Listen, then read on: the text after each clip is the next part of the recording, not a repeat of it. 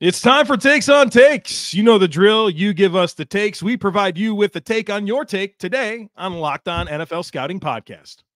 You are Locked On NFL Scouting with the Draft Dudes, your daily podcast for NFL and college football scouting.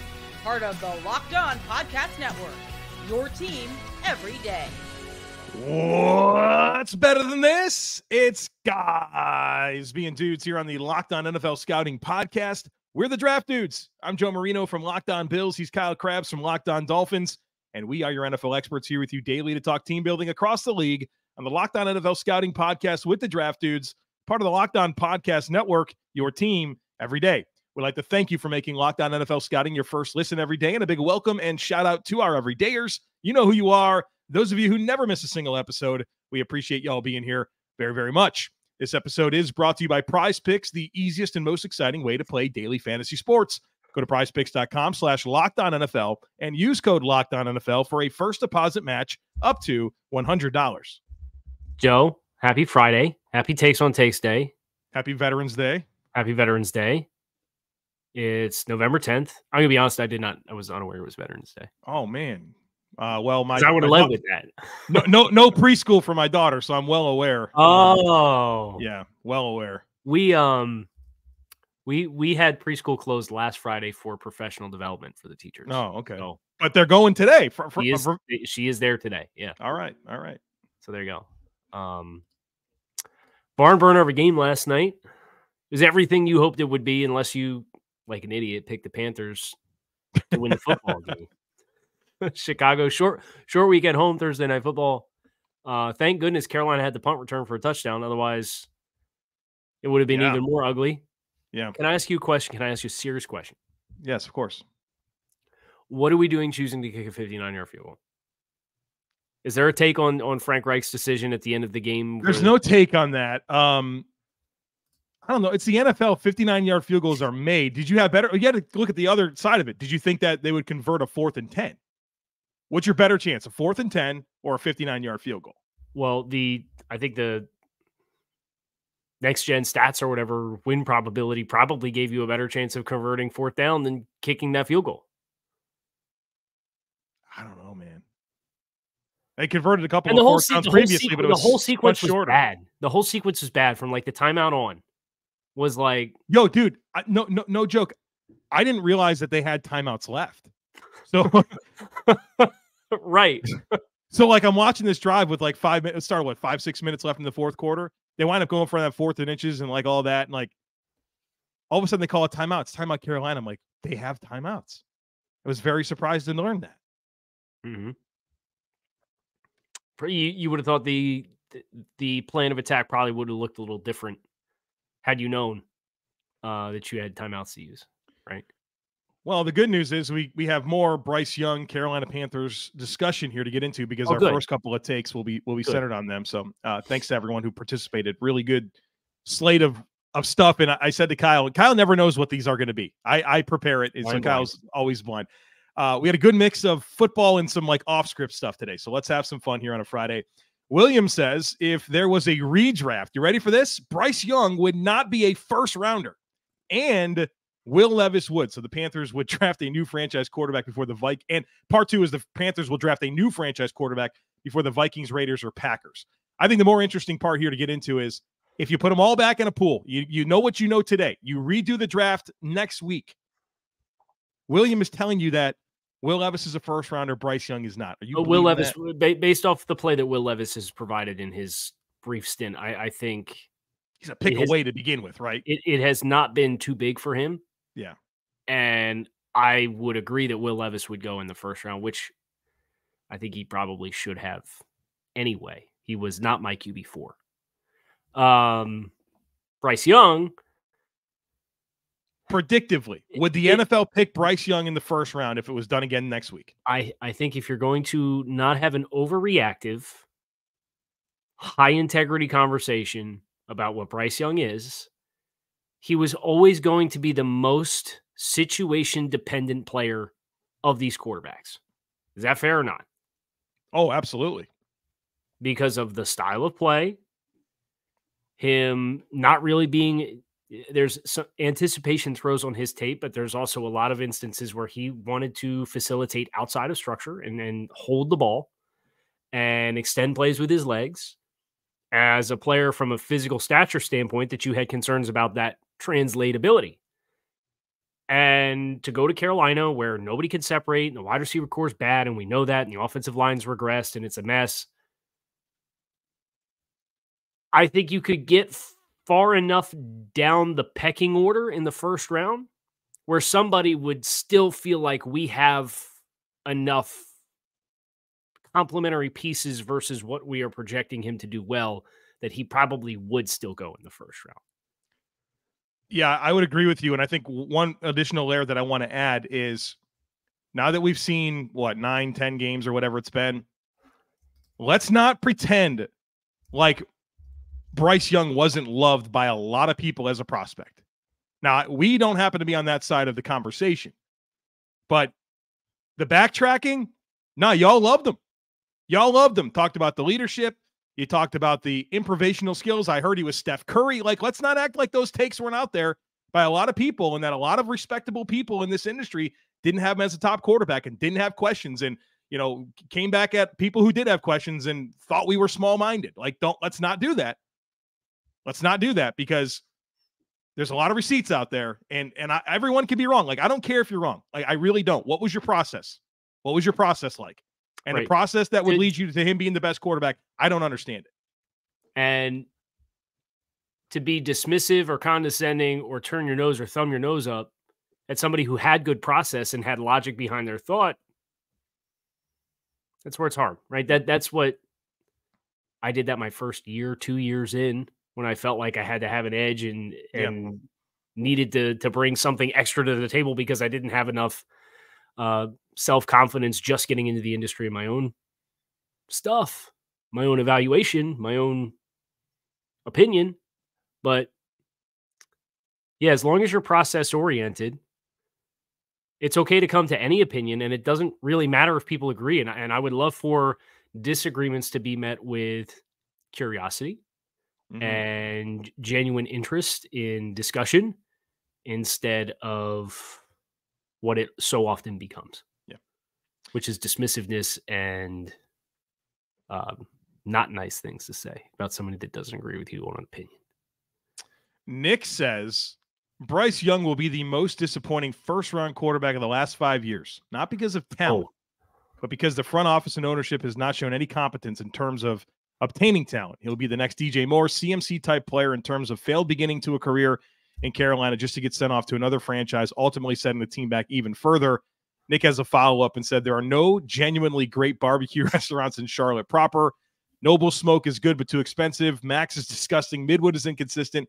It's a shame for a city that is in a state known for barbecue, but there are too many external influences for hole-in-the-wall, down-home, vinegar-smothered smoked meat establishments. Kyle, pull up the list of the last 5 years of quarterbacks. I got him. Let me comment on the barbecue thing.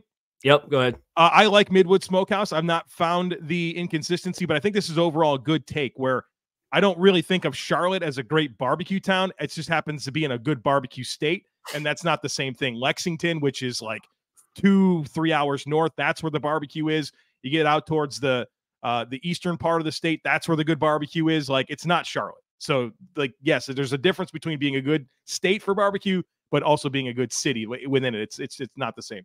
What do you got here? Thank you for clarifying. So the take was just first-round quarterbacks? 5 years, last 5 years, the most disappointing first-round quarterback. Obviously, including this year's class, because Bryce Young's in the pool for players. So this one of the previous four. Here are the first-round quarterbacks of the last 5 years. Yep. Bryce Young, C.J. Stroud, Anthony Richardson, Kenny Pickett, Trevor Lawrence, Zach Wilson, Trey Lance, Justin Fields, Mac Jones, Joe Burrow, Tua Tagovailoa, Justin Herbert, Jordan Love, Kyler Murray, Daniel Jones, Dwayne Haskins. There's some contenders. Trey Lance, Zach Wilson. Zach Wilson dude, Trey Lance started how many games and was gone? Was invested with 3 first-round picks. I just think that's Bryce Young's already done more.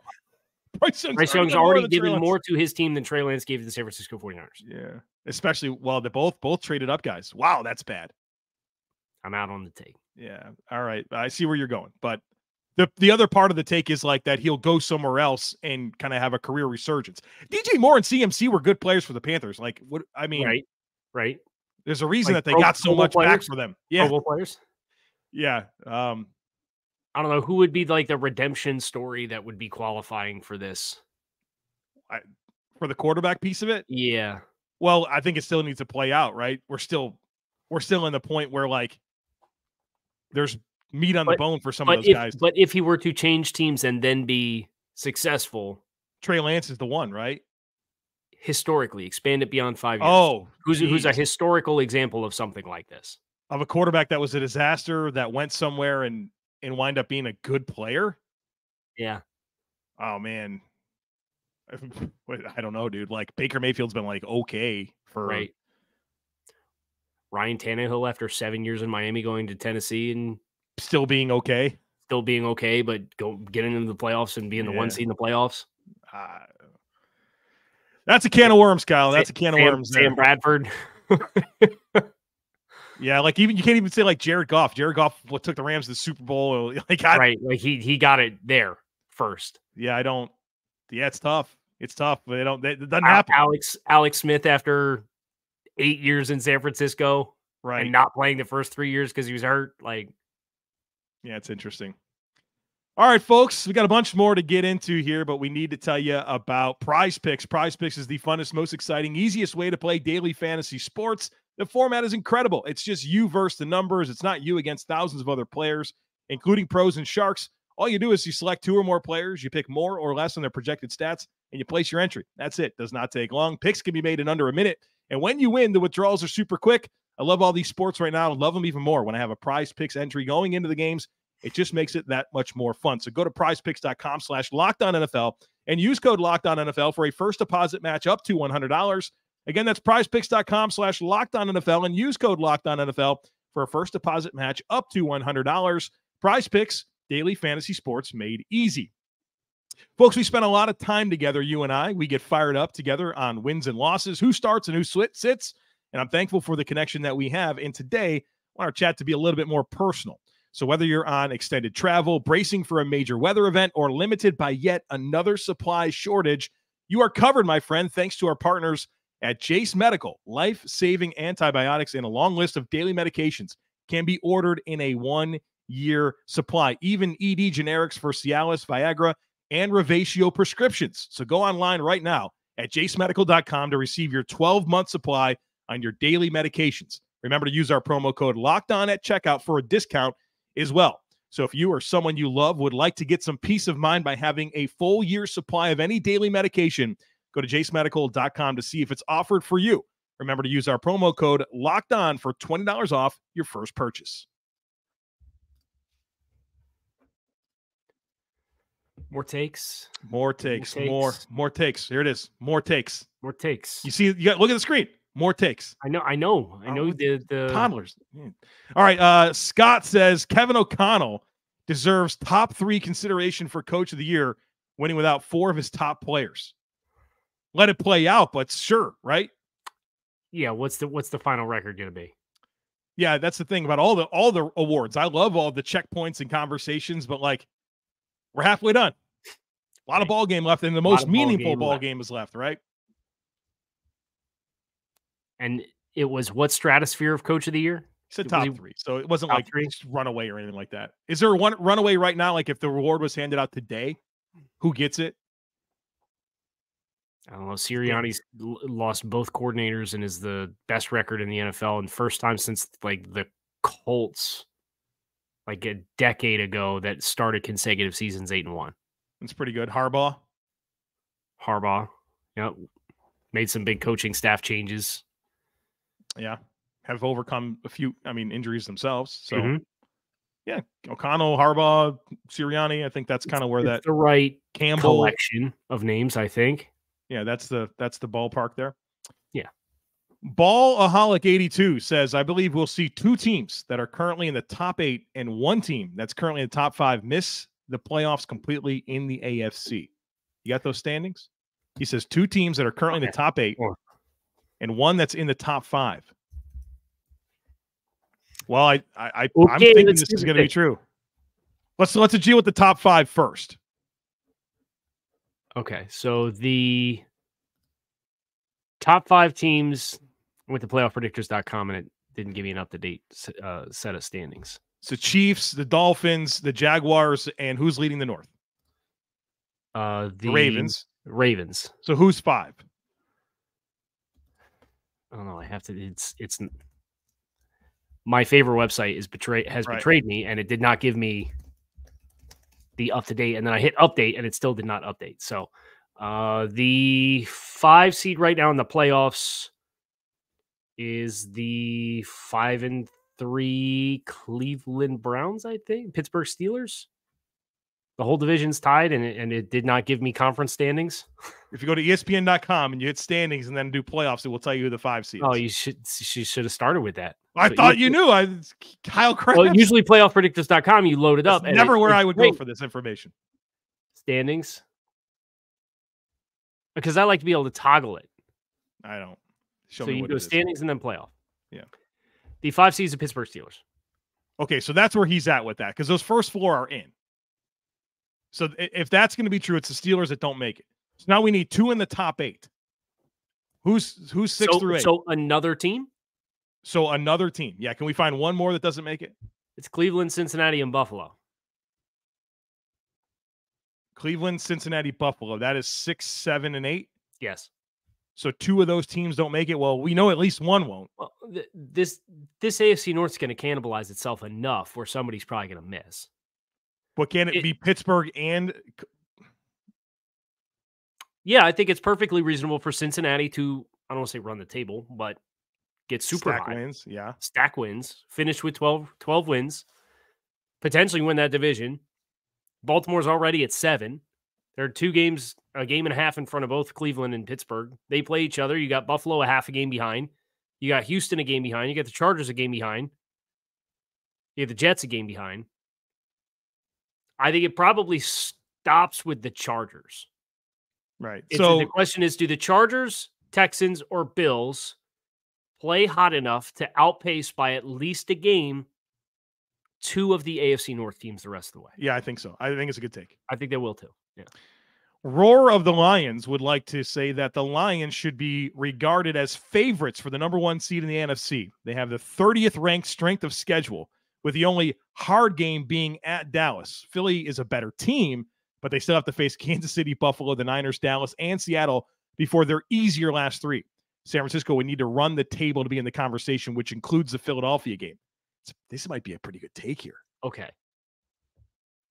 So Detroit has to play at Chargers this week, 4:05. At Dallas. Minnesota could be a scrappy team, maybe steal one. Divisional game. Twice in the final 3 weeks. Philadelphia has a game lead. If they lost, hypothetically, if Detroit lost one more game the rest of the way, Philadelphia would then need to drop 2, having already secured a head-to-head win against the Cowboys. I know they play the Chiefs. They play the 49ers. They play the Bills. Seattle. I think favorites might be an aggressive word, but they're certainly, like, if I'm a Lions fan, I'm thinking this is possible. Right. You can push for it. Yeah. We got we'll have jinxed them and they'll lay an egg on Sunday now against the Chargers. Yeah, we got a ton of Bill Belichick stuff, so we'll encapsulate it all in this one right here. Great. It's Lilzor says Bill Belichick isn't getting Shula's record unless the Crafts hand him 4 or 5 more years. Credit where credit is due. He was a coach who used Tom Brady to the fullest potential, but since he left, the Pats have very quickly deteriorated into one of the worst teams in the AFC. Any team that would be willing to hire him after he leaves New England will have to be desperate to take that chance on him, and therefore not good enough to get him over Shula's line before he retires. You buy this like Mike that Kraft wants Vrabel and Washington wants. What are you going to give? What are you going to give for Vrabel? Okay, so Peyton got a 1. Right. He's a Super Bowl winning coach. Why would the Titans trade Mike Vrabel? I don't know. That's a good question. Why would they ever trade him? Because the compensation would be good enough for them to do it. Right, but, which in my opinion needs to be more than a 1. Mike Vrabel's not a out of the game coach. He's not a 70-year-old at the end of the rainbow type coach. He got a lot of ball game left. So that you think that's the hang up here? It doesn't have to be that. How could you possibly? Mike Vrabel's a top blank coach in the NFL. 10. Why are you going to trade that? Okay, so let's remove that dynamic because the question's about Belichick and getting Shula's record. Yeah, we out on this? I think if he gets Shula's record, it won't be with the Patriots. There would be nothing weirder to me in the whole world than Bill Belichick head coaching another team. You know what my favorite? Well, he's already coached the Browns. Yeah, I know, but that was before the Patriots. Like, he's been there for 75 years. You know what my favorite Don Shula versus Bill Belichick stat is? Would love to hear it. Don Shula also coached multiple teams, never been fired. And Bill's been fired once, right? And if he's that's your favorite stat? Yeah, because if he's going to go get the record, it means he's going to probably get fired from New England. And this guy's hung around like a little leech just to get the record, and now got fired twice from 2 separate teams. And Don Shula got his record and never got fired once. At the end of the day, isn't the record is a symbolization of the legacy, right? The legacy's already ruined. Like we have already made the definition of you can't win without 30 Brady. years from now, what will the legacy of? Well, I'll do my best. I'll do my part, Kyle Crabbs. Don Shula's final few years in Miami were not particularly graceful either. Before he retired. At least he retired. Well, it was suggested to him that perhaps he should retire. All right, we got more fun stuff to get to, but this show is sponsored by BetterHelp. This time of year, it can be challenging for some people, and it's natural to have some sadness and or anxiety about it. But adding something new and positive to your life can counteract some of those feelings. Therapy can be a bright spot amid all of the stress and change, something to look forward to make you feel grounded and to give you the tools to manage everything that is going on. It's helpful for learning positive coping skills and how to set boundaries. It empowers you to be the best version of yourself. It isn't just for those who have experienced major trauma. So if you've been thinking about starting therapy, give BetterHelp a try. It's entirely online, designed to be convenient, flexible, and suited to your schedule. All you do is you fill out a brief questionnaire. That'll get you matched with a licensed therapist. And then if you ever need to switch therapists at any time, you can do so for no additional charge. So find your bright spot this season with BetterHelp. Visit BetterHelp.com/LockedOn today to get 10% off your first month. That's BetterHelp, HELP.com/LockedOn. More takes. Nate says, while football is the most dramatic and entertaining overall sport due to marketing, schedule structure, and the meaningfulness of each individual game, hockey is the most enthralling and fun individual product when exclusively considering the flow of an individual game.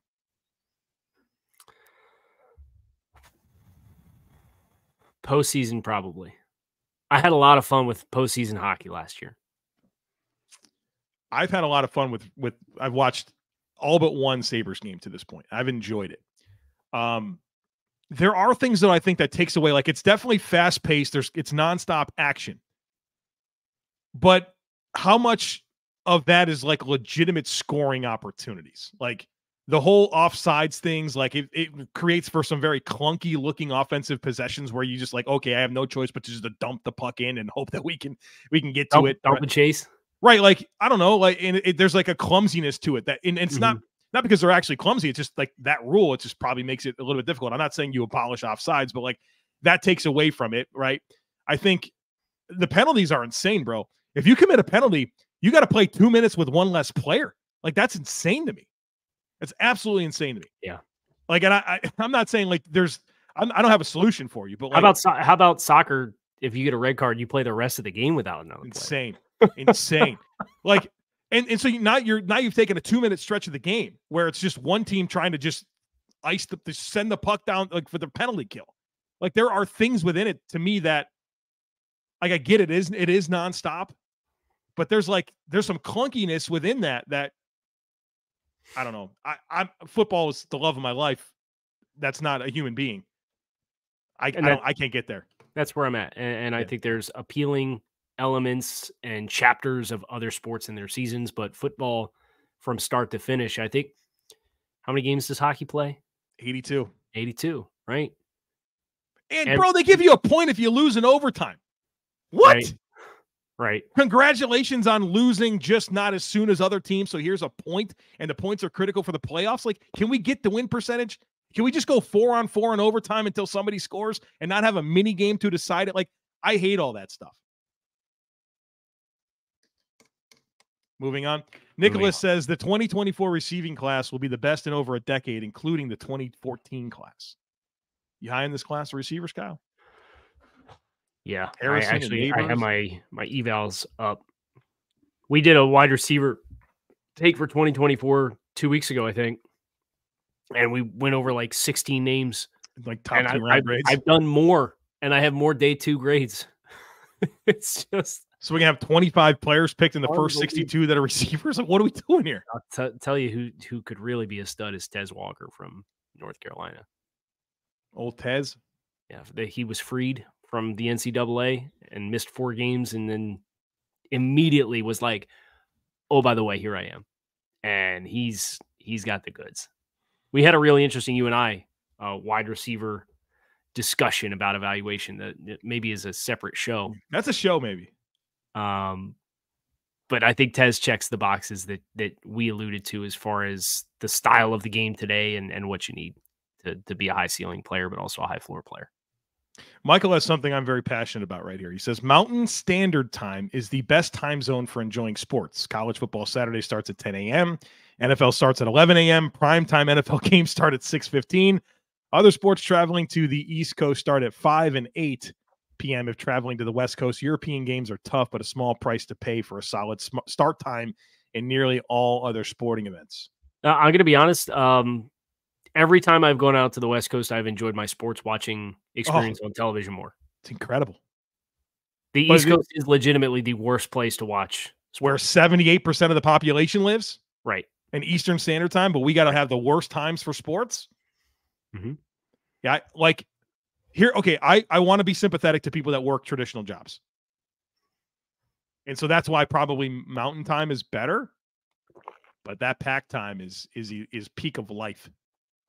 Yes, I think this is a pretty solid take. The further west you go, the better experience I've had watching. Could you imagine the NFL slate being over at 8:30 p.m. on a Sunday? Yeah. You're looking for something to do. Put your kids to bed, not miss a snap. What in the world? Like last night, my wife had an evening commitment. I put my daughter to sleep after the first quarter. Of course, I fell asleep in the bed with her until the start of the fourth quarter. I woke up and watched the fourth quarter. Like that doesn't happen for people on the West Coast. So congratulations on the 8% of the population that lives out there that gets to enjoy that. Last one here from Mountain Pokes.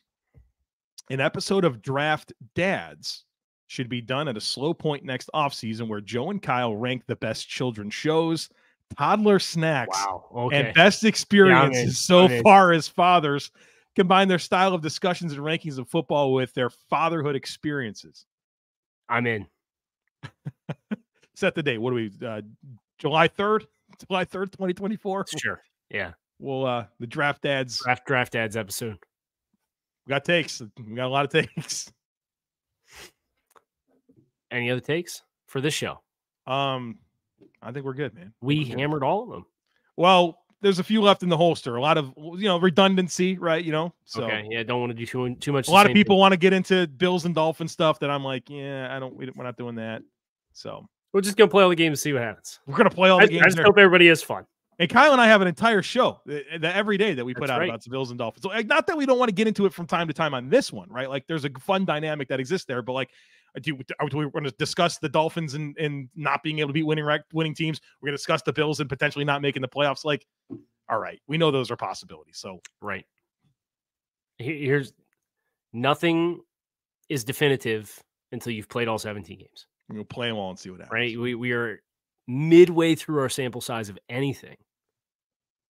And I think the teams in question, with the questions that were just alluded to, they're going to have ample opportunities to address. And there's probably some context as far as why those performances have happened the way that they have thus far.